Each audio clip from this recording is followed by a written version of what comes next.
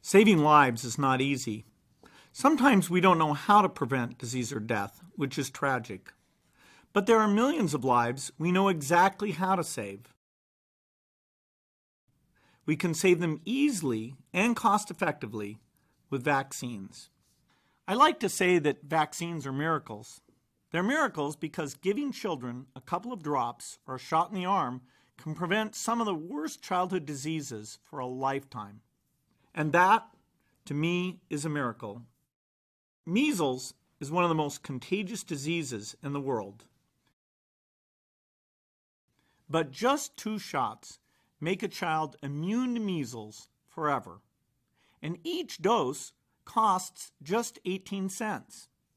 Because of this vaccine, the number of children who die from measles has gone down from 2.5 million to less than 200,000 in less than 30 years. One of the greatest vaccine stories is playing out right now. It's the story of polio. Most people don't know that polio cases are down 99% worldwide.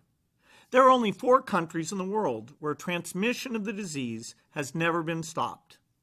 Those 4 are Afghanistan, Pakistan, India, and Nigeria.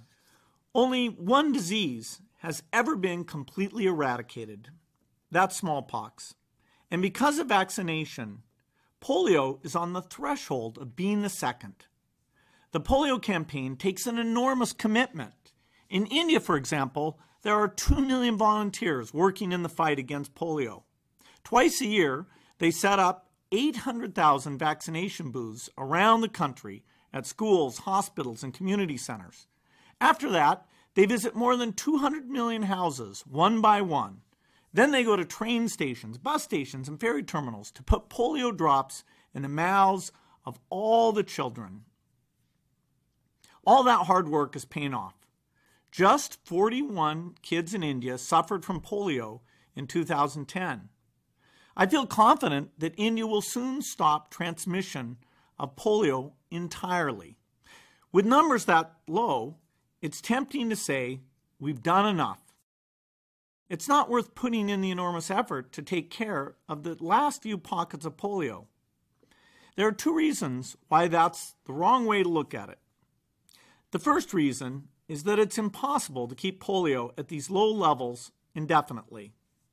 Over time, the virus would spread back into countries where it's been eliminated, like it did in Russia last year, and will go back to the days when polio was a terrifying threat for millions of families.